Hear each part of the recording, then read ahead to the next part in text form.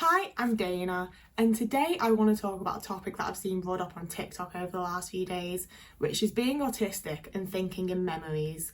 It was one of those things where I was just like scrolling through TikTok, so mindless, just completely chill, and then I came across a TikTok talking about this, and I was like, someone's actually explaining the way that I think and the way that my brain works. I didn't realise it was different from everyone else, for one. I didn't realise that it should be obvious, but I just didn't think about the fact that me being autistic would mean that I think differently to the standard person. But it makes complete sense because I've tried to talk about this to people before and I've not been able to explain it accurately, and they've not understood what the fuck I meant. They've been very like, I don't know, I don't experience that. And I've been like, oh right, it's just me. And it seems that everything that I've ever thought is just me actually just turns out to be an autistic trait. So I want to get into the depths of it today, I suppose, even though I've already done a lot in that intro there, to be fair. So although this is being discussed on TikTok, obviously it's going to be my experience and how I feel about it and what I've thought. It's just that I didn't have like any sort of word for the experience or any sort of like understanding or concept of how to explain it to people that don't necessarily think in the same way, you know? Unless I can say like a few jumbled words and have the other person be like, yeah, I know what you mean, I couldn't explain it. But now I have the language a little bit, so I'm going to explain. And the very basis of it is that every initial thought that I have is a memory. I don't really feel like I think new things, you know? So the example that's being used on TikTok is apparently when a neurotypical person sees that it's raining outside, their thought will be like, oh no, it's raining, or oh, I like the rain, or whatever. It'll be about that specific moment of that thing happening. Whereas if I look out the window and see rain, I think of the first time I saw it rain in Denmark when I was on a swing and it was a beautiful, like sunny, clear blue sky. And then all of a sudden these clouds just rolled in and it started like lashing it down, like, you know, when it's like just buckets of water and not even raindrops. It was like that. And that's the first thing that I think about any time that I see rain. And it's been so validating to be able to watch videos of other people explaining like their memory of what they think of when they first see rain, because it is very similar to me, you know. It's not the same memory, obviously, but they're thinking the same way, if not the same thing. But the main reason that this stuck with me and made me like really start thinking about it is because I'll link it here actually. I made a video a little while ago about how as an autistic person, I really struggle to like move on and get over things. I feel like nothing ever fully goes away. And I think it was kind of me trying to explain somewhat of this in that video, because it was very much a case of like, I will read a word, I will see an item of clothing, I will see a car, and it will immediately throw my mind back to some really traumatic things. Not even necessarily traumatic things, but just things that I don't want to be reminded of, things that I don't necessarily want to think about. And every time I've tried to explain it, people have acted like I need to just not think of those things, just don't think about it, just move on.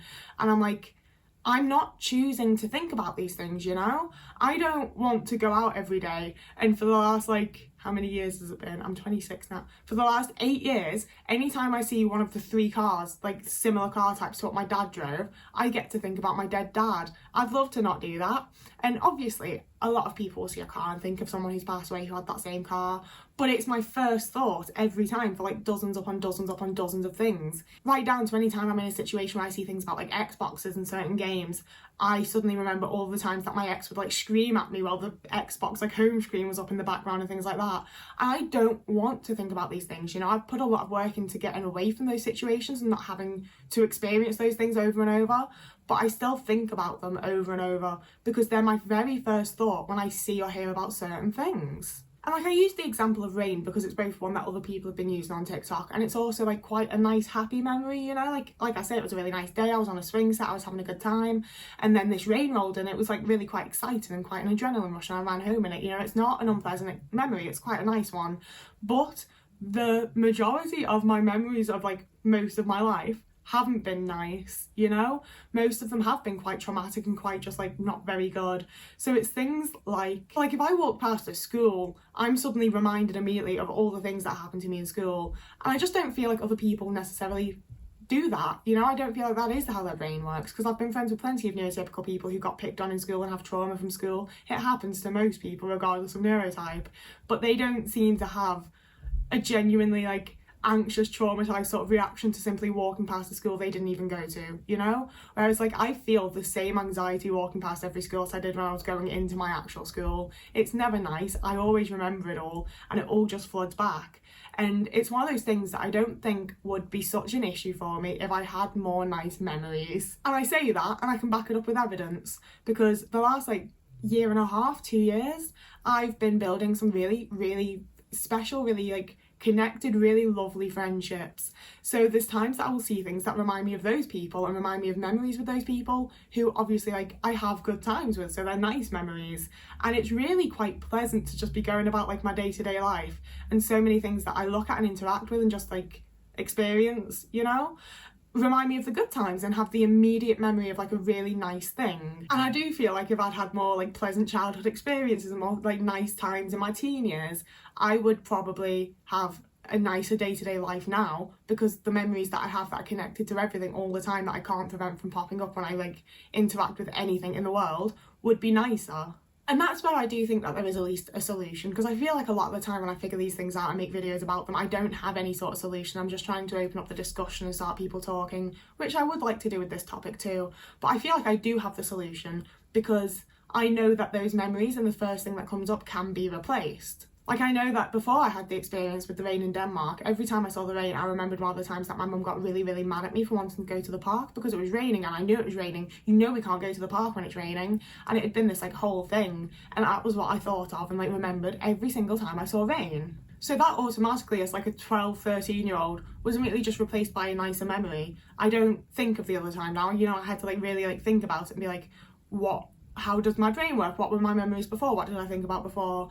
And the same goes for more recent things, because I know that's obviously that's from over a decade ago. So I have a pair of pants that belong to my ex. We stole loads of each other's clothes when we broke up. I tried really hard to not take too much, because I was she's gonna give me all my stuff back, so I can only take these 2 things that I told her I was gonna take anyway. She did not give me back so much stuff. But there's this one specific pair of pants, and obviously because they belong to her, every time I put them on I thought about my ex. I remembered the times that there was one specific time that I'd put them on in her room, and I was looking at myself in the mirror to make sure I was all right before we went out, and she was like, "Those pants look so good on you," and I was like, "I kind of know, thank you. I'm definitely stealing these if we break up." And she was like, "Yeah, you can."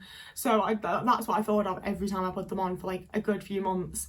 And then I had a dinner party where a bunch of friends came round, and one of them was like, "Dana, are you doing okay?" And I was like, "Yeah, I'm fine, why?"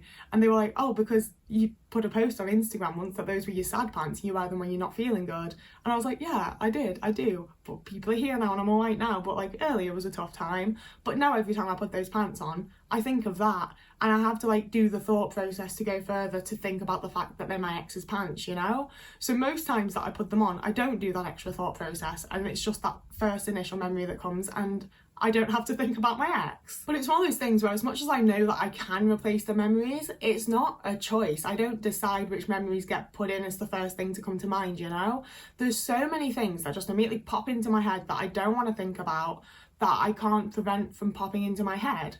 And that's where I've had a lot of I've done quite a lot of looking into PTSD and CPTSD, because obviously I've had a lot of traumatic experiences and I struggle a lot with anxiety and with being a person, and I don't think it's all just because I'm autistic. But this is one of those things where I've had a lot of medical professionals explain to me what flashbacks are and how they actually present, because obviously it's not in the movies, and I've always been that's more relatable to my experience than the idea of a movie flashback, but it's still not quite my experience. And finding out about this has honestly made me think maybe I don't have any sort of CPTSD or PTSD of any sort. I don't really know, because I am but I have been through a good amount of trauma and I do massively struggle with loads of stuff. But I do think the things that medical professionals were trying to slide into the PTSD flashbacks box are actually just the way that I think as an autistic person. That's just the way that my brain works. And another way that my brain works is that I script for everything. So before anyone's even brought up the topic or started a discussion, before I even know I'm ever going to speak to someone about something, I'm scripting in my head what they might say and how I might want to respond to that. And obviously it's all based on my past experiences as well. So when I think about trying to explain to a medical professional, no, it's not a flashback, it's the way I think as an autistic person, I can already hear the way that they'll be like, "Don't you think you're just kind of putting a block on things, Dana? Don't you think that maybe you need to be more open to things?" Because that's been the thing with a lot of medical professionals for me, is once they realise that I'm actually diagnosed autistic and I haven't just come in deciding that I am, which really annoys me anyway, But, you know, once they realise, oh, she is like actually 100% autistic, they're very quick to like baby me and act like I just don't know what's best for me. And, you know, any sort of self-advocating that I try to do is seen as me like causing problems, not being like somehow reluctant to accept treatment or whatever else, when I am advocating for myself and saying like, no, this is actually a function of my brain, this is part of how I work as a person, things like that. And I do try to be open to whatever they tell me or whatever they go through and whatever else, but a lot of the times I don't feel like they're right, because even as autistic people, you know, I'm 26 years old, nearly 27, and I've only just found out how I can explain the way that my brain works and the way that I think about things every single day of my life. If it takes us this long to figure stuff out as the people that are experiencing it, why would a doctor think that they know better than me, you know? When it comes to this, obviously, don't bring me any like broken bones or whatever, but specifically when it comes to the autistic experience, I don't understand why so many medical practitioners think that they know more than the person experiencing it. So that has been a little bit of a ramble, I know, but like this is predominantly because I want to start the discussion around this, and I'd like to hear more about other people's experiences and explanations and everything else. Like, I just feel really validated to be able to like more so explain, I was gonna be like, to be able to fully explain how my brain works, to be able to just have a bit more understanding of myself and a bit more sort of the words to explain this type of thing, you know? I do really well with words, obviously.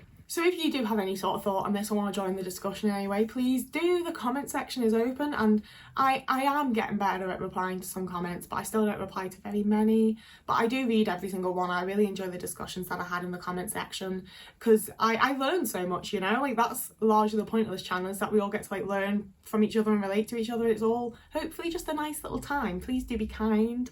But obviously that is the end of the video.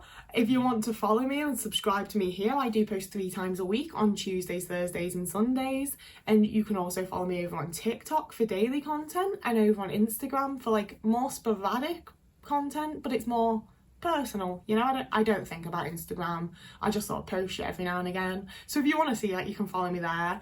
I will also link down below my Ko-fi and Patreon if you wanted to subscribe or donate via them, and then I get some money and you lose some money to me, and you can do that if you want to, but there's no pressure, you do not have to, but it's really nice when people do, so thank you if you have. And that's finally me out. I said me out, but I don't like the way those two words sound together, I'm just discovering. So we've got that now. That'll be the next video. Whoever you are, wherever you are, I hope you're having a lovely morning, evening, day, afternoon, week, month, year, and I'll see you again in a couple of days.